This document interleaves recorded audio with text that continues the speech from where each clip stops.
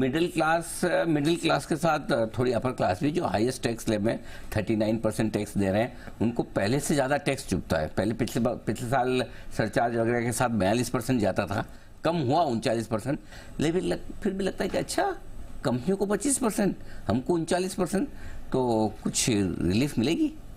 सो मेरे हिसाब से टैक्स में ब्यूएंसी तो अच्छी है, एंड हमें टैक्स ब्यूएंसी चालू रखनी पड़ेगी बिकॉज सामने इंफ्रास्ट्रक्चर में निवेश करना है।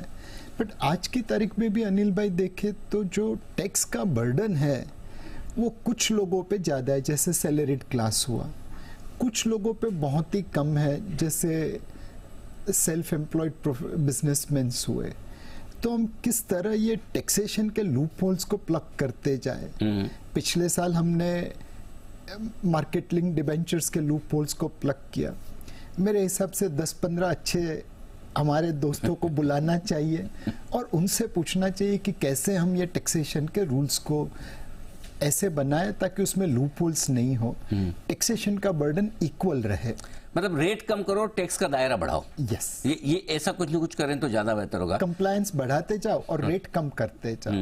क्योंकि अब तो सबको ये जरूरत महसूस होने लगी कि भाई हमारा भी टैक्स इतना तो नहीं होना चाहिए, थोड़ा कम होना चाहिए। लेकिन टैक्स के एंगल से एक और समस्या है जो आपकी इंडस्ट्री की है कि इक्विटी फंड्स और डेट फंड्स दोनों के बीच में टैक्स का मामला बिगड़ता हुआ दिख रहा है। अगर आप इक्विटी में पैसा लगाएं तो नो डाउट रिस्क ज़्यादा होती है, इसलिए आपको टैक्स कम देना होता है, लेकिन डेट में अब वो आकर्षण रहा नहीं और बैंक्स की डिपॉजिट भी ऐसा लग रहा है कि थोड़ी कम होती दिख रही है। क्या कुछ वहाँ पर फिर से विचार करने की ज़रूरत है, बदलाव करने की ज़रूरत है? अनडाउटेबली अनिल भाई, आपने एकदम सही मुद्दा पकड़ा। आज की तारीख में सेविंग्स इक्विटी की तरफ अट्रैक्ट हो रही है बिकॉज एक रिस्क रिटर्न ट्रेड ऑफ अच्छा लगता है, बट दूसरा पोस्ट टैक्स रिटर्न और भी अच्छा लगता है। और डेट मार्केट हमारी एक स्टेप चाइल्ड की तरह है उसको लग रहा है कि मेरा कोई ध्यान नहीं रख रहा, एंड अगर टैक्स में इतना डिफरेंस रहा, ऊपर में 39% और इक्विटी में 10%, ऑफ कोर्स इक्विटी में एसटीटी भी होता है, बट फिर भी वो गैप इतना बड़ा है कि लोगों का पैसा डेट की जगह इक्विटी की तरफ जाता रहेगा। तो हमें अपनी मार्केट को कितना हम डीप कर सके और कैसे उसे बैलेंस कर सके। गाड़ी एक पहिए पे तो नहीं चलेगी, सिर्फ इक्विटी के पहिए पे तो इकोनॉमी की ग्रोथ नहीं बनेगी, डेट का पहिया भी चाहिए। और इसीलिए डेट मार्केट को अट्रैक्टिव बनाने के लिए ये जो इतना बड़ा टैक्स गैप है उसे कम करना चाहिए। ये बहुत इंटरेस्टिंग बात कही, क्योंकि अल्टीमेटली सारा काम इक्विटी से नहीं चल सकता।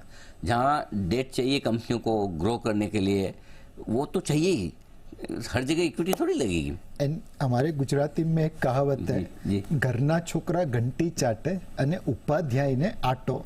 सो घर के लड़के को आप भूखा रख रहे हैं, वो बेचारे घंटी चाट रहे हैं, और जो आटा बना वो आप गांव वालों को दे रहे हैं। तो डिविडेंड टैक्सेशन हमारे वहां पे कुछ इस कहावत के हिसाब से है। जो लोकल निवेशक है वो डिविडेंड के ऊपर पूरा टैक्स भर रहे हैं। करेक्ट। जो फॉरेन इंस्टीट्यूशनल इन्वेस्टर्स है उनको डबल टैक्सेशन ट्रीटी की वजह से बेनिफिट मिल रहा है।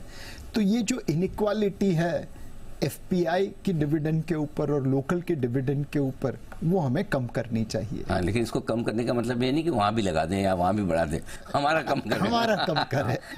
Let's be very clear. तो ये थोड़ा सा डिविडेंड पे डबल टैक्सेशन है, डेट फंड या डेट इंस्ट्रूमेंट्स पे जो हायर टैक्सेशन रेट्स हैं, इनको थोड़ा ठीक करने की जरूरत है।